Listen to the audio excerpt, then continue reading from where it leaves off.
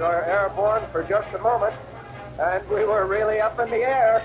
We were really up in the air. Hello, and welcome to another video with Maxwell's Virtual Aviation. Today, I wanted to talk about how I've set up my Honeycomb Alpha XPC and my Honeycomb Bravo throttle to properly fly the world's largest seaplane. As you can see, we are here on the flight deck of the Hughes flying boat. And if you listen in the background, you can hear that the APU is running. It's kind of noisy, but we'll put up with it. The reason I have the APU running is because all of the trim tabs are electrically operated and I need to have electricity in order to activate them. So, let's get started with the basics, and I'll kind of run you through how I have this set up so that I can fly the Hughes flying boat. Basics. None of the switches work, right? All of these light switches aren't connected to anything. My master, my avionics, the key, none of it does anything. And I did that for a reason. All of my work for switches and stuff is all done here through my mouse interactions, right? I am having to move and do things. That's just my personal preference. Having those set up would work perfectly well as well. So I'm going to turn off my yoke for the time being, and I will show you how I have these set up. Now, all of these trims, we're going to start with our trim system. You can refer to my trim video if you like, are all activated through the switches here on top of my yoke. Why? Because these are all operated by momentary switches, right? They are activated and then go back to center. The only momentary switches that I have on this yoke are here. There's two in a up and down here, and then there are two left and right here, and they're split. And I'm going to show you how that works. We have aileron trim up top. Right here, that aileron trim I have set to the upper half of my right-hand side momentary switch. Here, you can see that it goes over there and there. See that it moves there. My rudder trim is next. That is set to the default, which is top and bottom switches on this side together.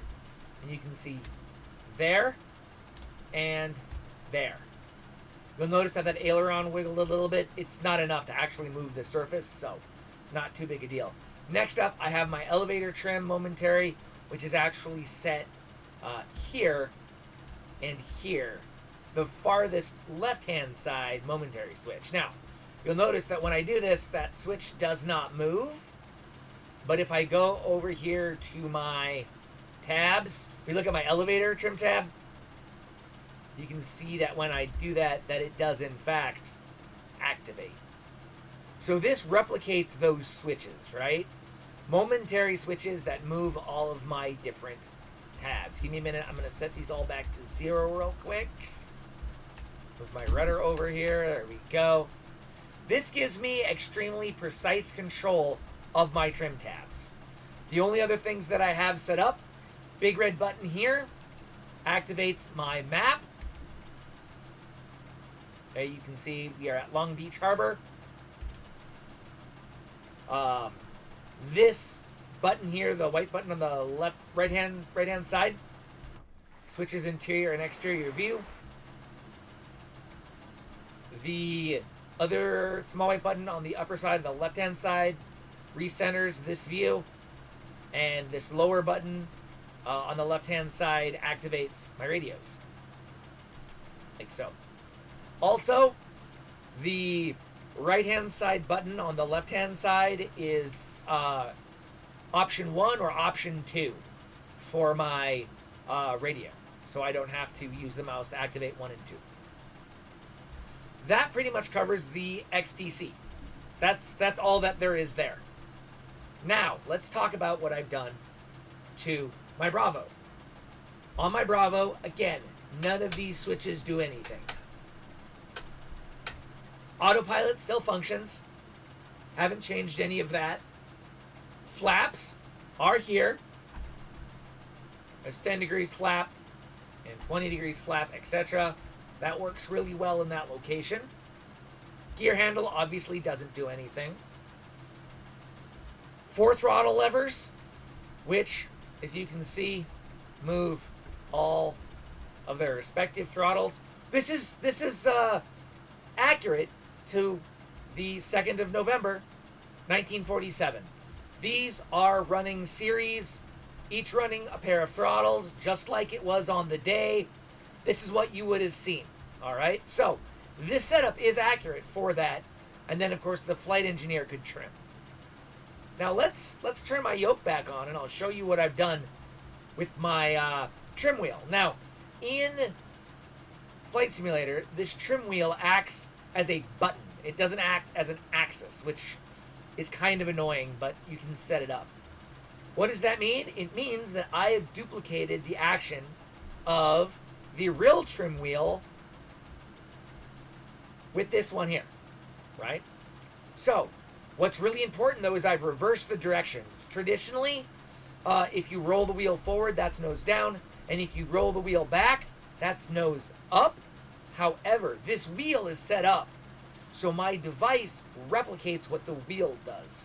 So this, rolling it forward, is actually nose up, because that's the direction the wheel turns. And when I go the opposite way backwards, this is actually nose down. Something to think about when you're switching between your different settings. But that's only because this accurately, there we go, replicates what the trim wheel is actually doing in the sim. So, and I think, then this button here activates and deactivates my, my eyes, as it were.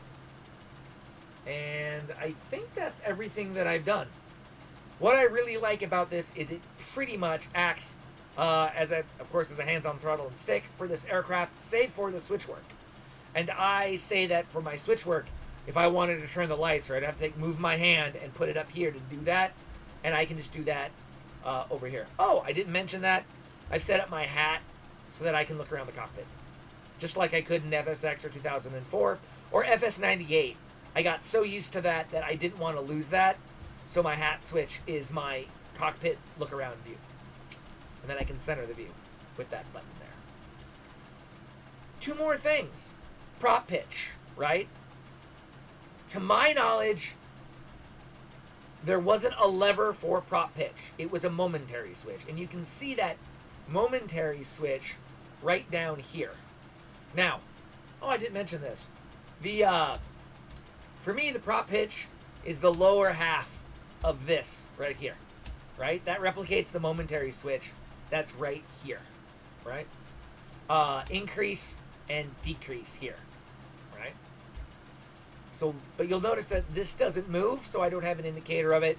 Generally, when my engines are running, I can look at it that way, and that tells me what it is.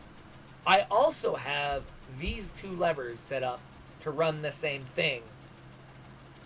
So, on this side, each of these, so there's an axis up here, but there are buttons down here. That's a button, that's a button. So, I have this set for this button to be prop increase small, and this one is prop decrease small. That gives me accurate motion for my prop pitch. And I just did that to make it a little bit easier when I'm flying. If we actually look at, in addition to the prop pitch here, you can see it says low and high. I don't believe this lever here was prop pitch. I think it was the throttle tension, but it might have been prop pitch. I don't actually know. I don't have enough information on that, but that's how I set it up over here. If we go and look at the engineer's panel, you may have noticed that I do have a Xbox controller here. I use that so that I can do this.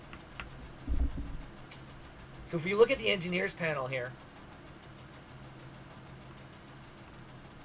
you'll see that prop pitch is momentary switches, and you can individually set the prop RPM low and high, and then indicator lights as far as that goes. But there really isn't a good way to show you what that indicator is. And since all of the information that I have from the Hughes HK1 manual is post first flight, which is what this replicates, we really can't have a better understanding because it all changed pretty much immediately after the first flight. So,